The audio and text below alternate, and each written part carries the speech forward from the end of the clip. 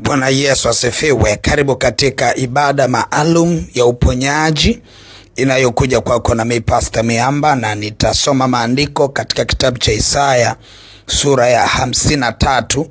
Nianze kusoma ule mstari wa 3. Biblia inasema, alidharauliwa na kukataliwa na watu, mtu wa huzuni nyingi, ajuae sikitiko, na kama mtu ambaye watu humficha nyuso zao. Alidharauliwa wala hatukumhesabu kuwa kitu. Hakika ameyachukua masikitiko yetu, amejitwika huzuni zetu, lakini tulimdhania ya kuwa amepigwa na Mungu na kuteswa. Bali alijeruhiwa kwa makosa yetu, alichubuliwa kwa maovu yetu. Adhabu ya amani yetu ilikuwa juu yake.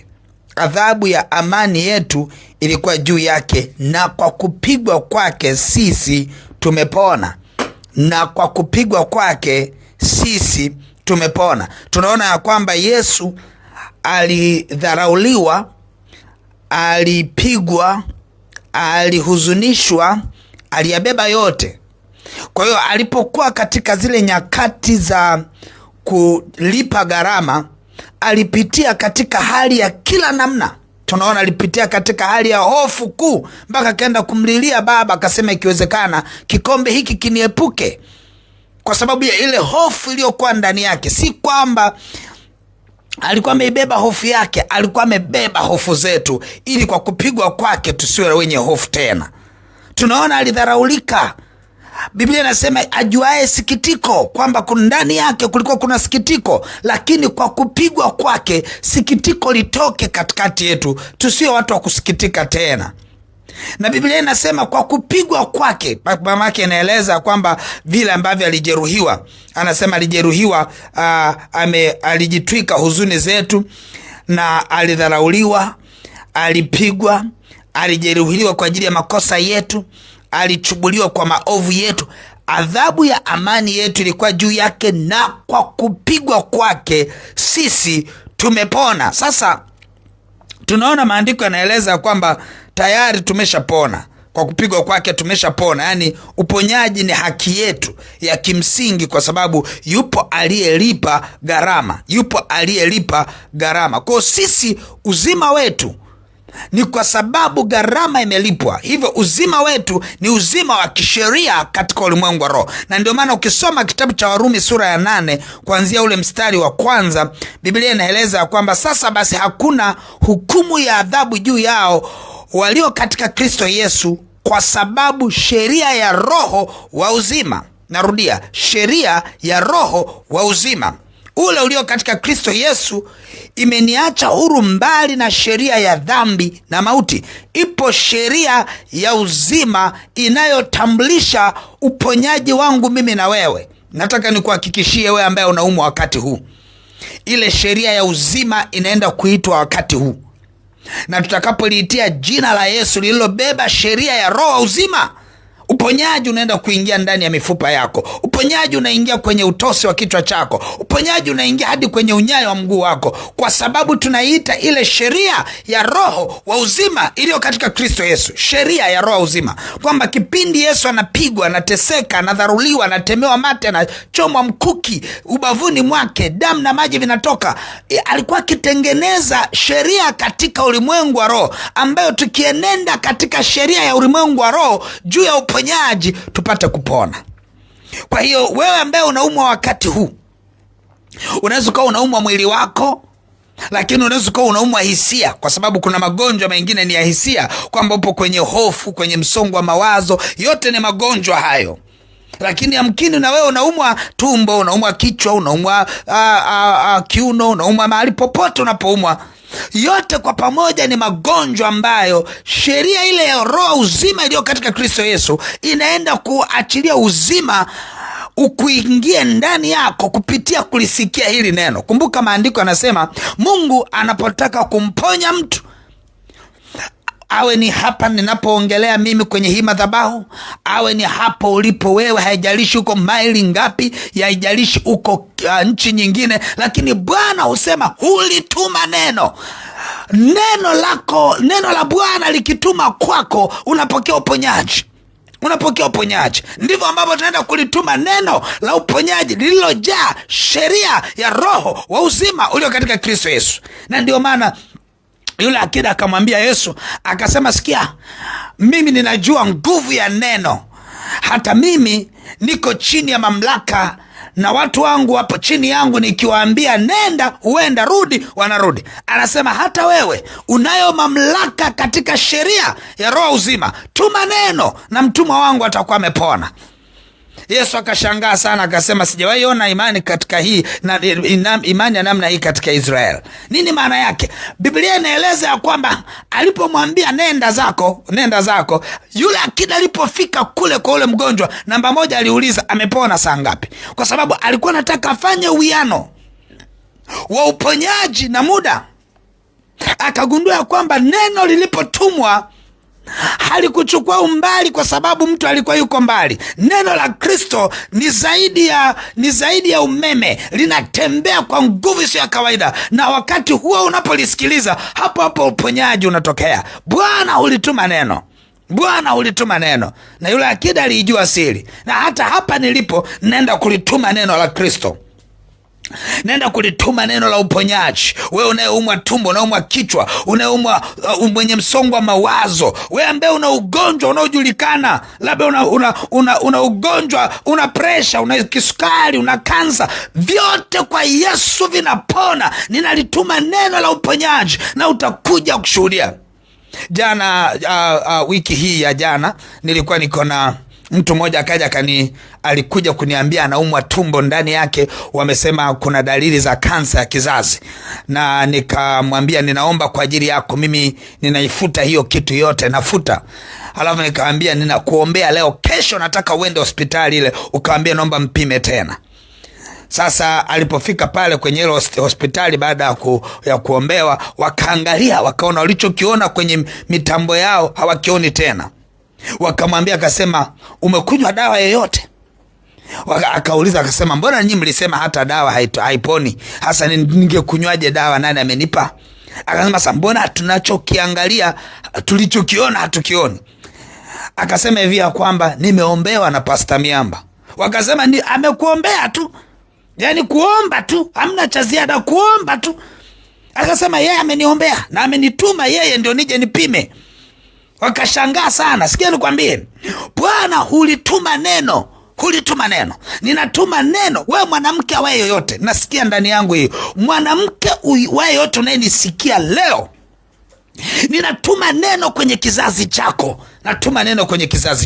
Na mwanamke awaye yoyote, natuma neno kwenye kizazi chako, likae huko kwa sababu shetani anachezea vizazi vya wanawake. Likae huko, hilo neno la uponyaji nitakalotuma leo, likae huko. Na ukiweza chukua sadaka, we mwanamke, chukua sadaka, uitolee sadaka mahali hapo penye kizazi chako. Afutulia uone kama utasikia fibroid sio nini, uvimbe. Hautasikia mambo kama hayo. Juzi tena nilikuwa napokea ushuhuda Alhamis ya wiki hii, wiki hii nilikuwa napokea ushuhuda wa mama mmoja ambaye nilikuwa nimemwombea.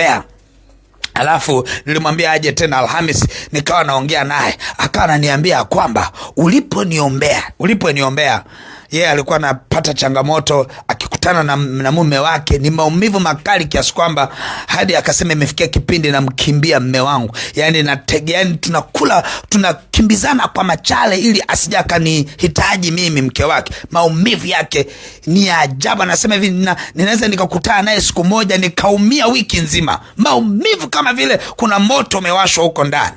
Hasa nikamuombea. Nilivyomwombea wiki iliyopita nikamwambia nenda kajaribu. Nilimuombea mida kama ya saa 6-7 Alhamisi iliyopita. Sasa nikamwambia nenda kajaribu. Sasa akawa anashuhudia na ananiambia hivi, sikusubiria usiku ifike, nilimdaka saa 7 hiyo saa 8 nilipofika nyumbani, nikamwambia nimetumwa na mchungaji nije nijaribu nione kama maumivu yapo.